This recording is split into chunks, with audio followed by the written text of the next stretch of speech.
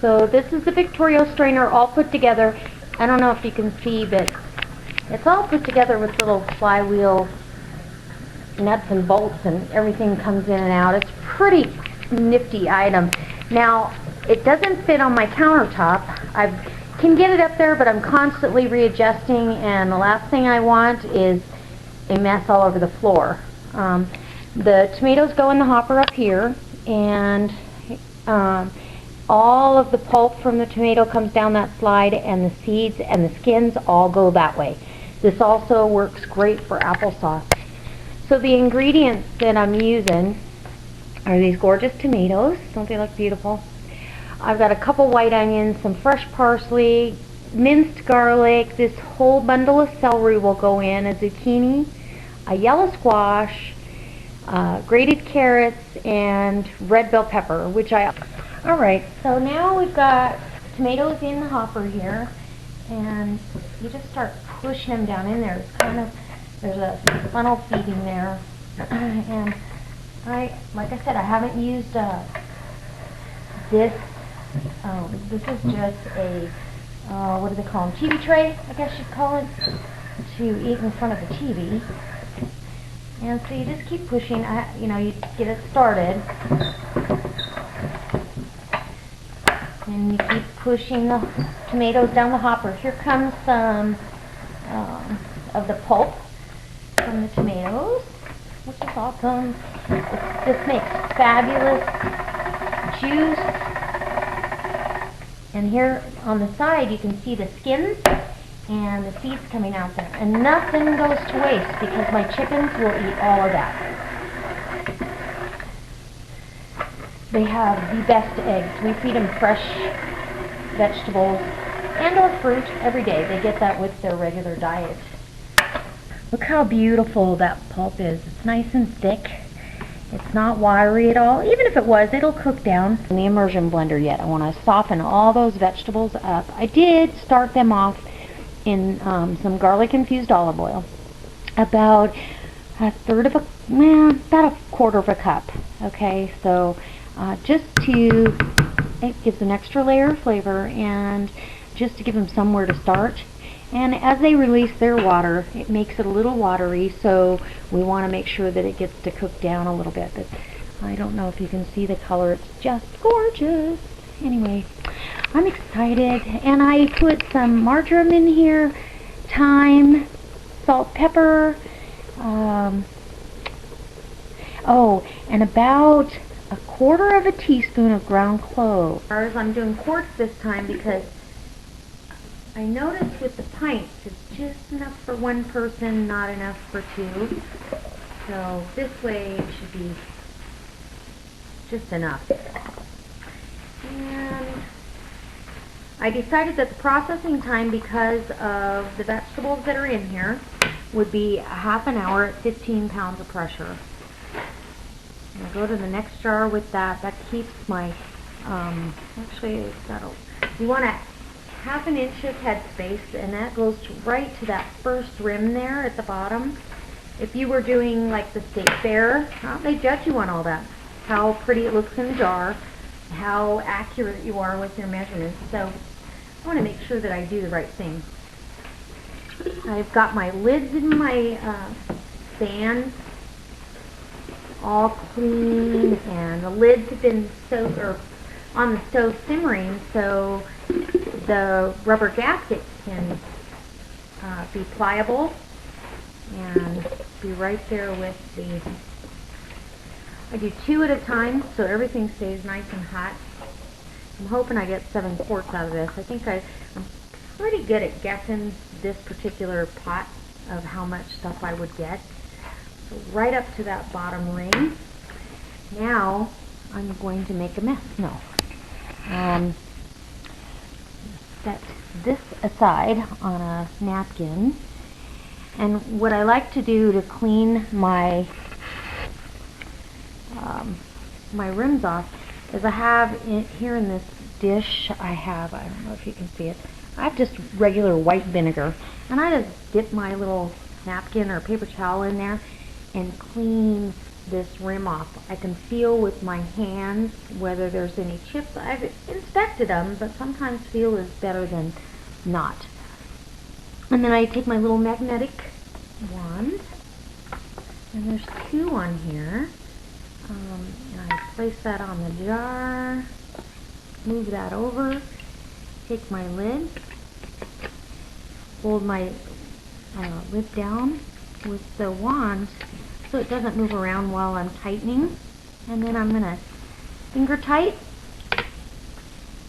take my jar lifter, and I'm going to go ahead and place it in my pressure canner over here, which has got hot water. It's not boiling, but it is hot. It's the same temperature as these jars. So that's how I load the canner when I'm doing a hot pack. I think it's important that everything stays the same temperature. Even these rings are hot. I'm also going to show you some lids that you probably, or some of you have seen, but some of you have not. They're reusable Tadler lids, and I've used them with good success.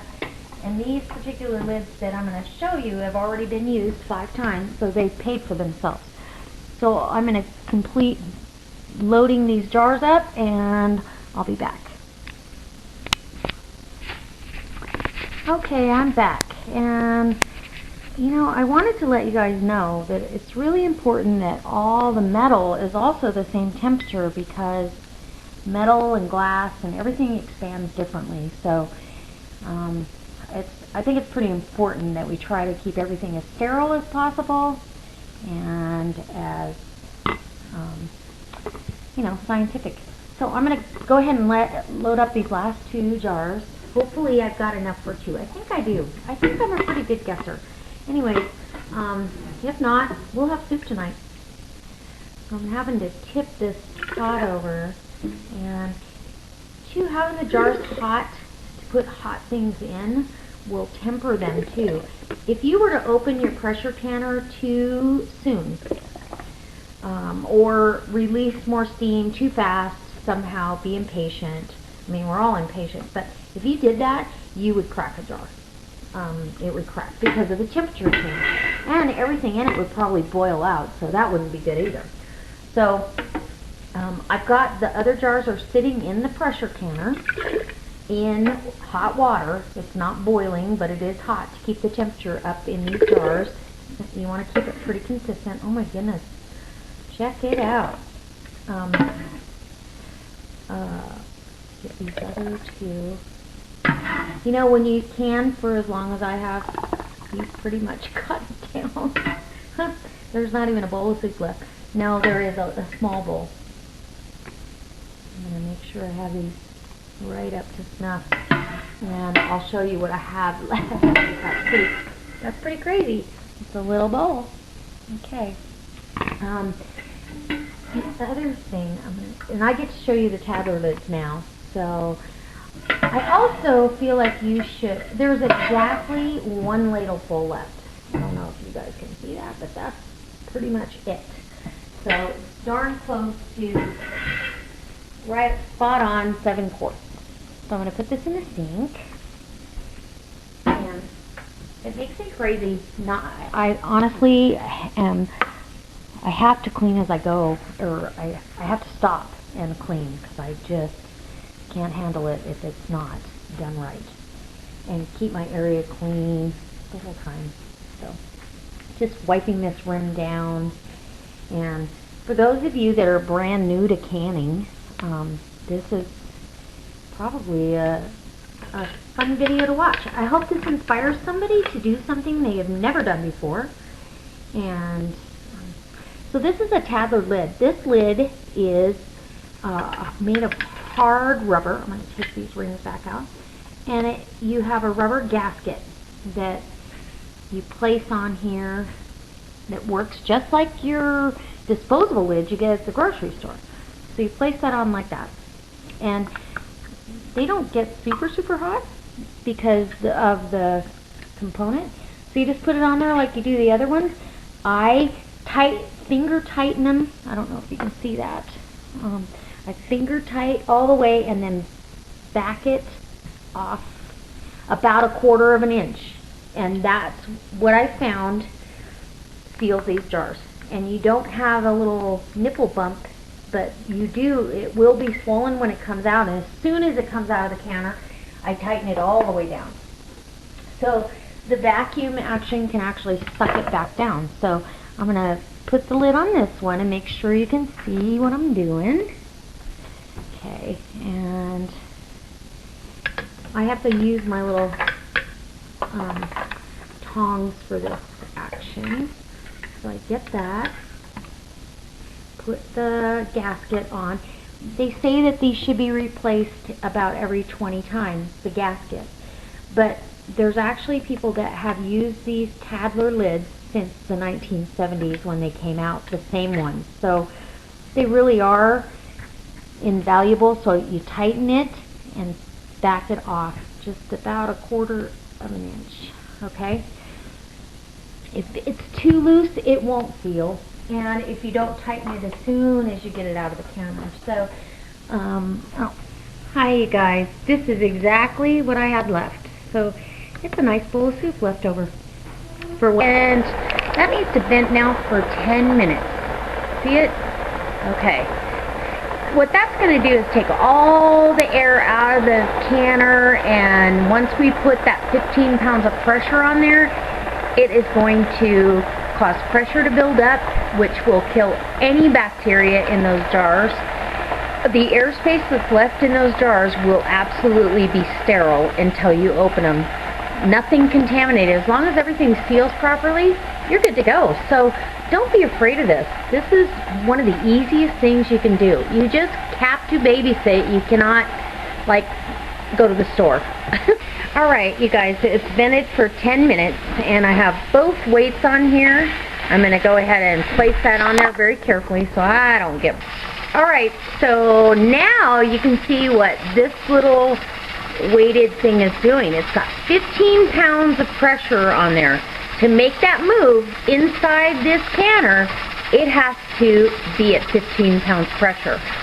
So it's taken an hour for this to come down.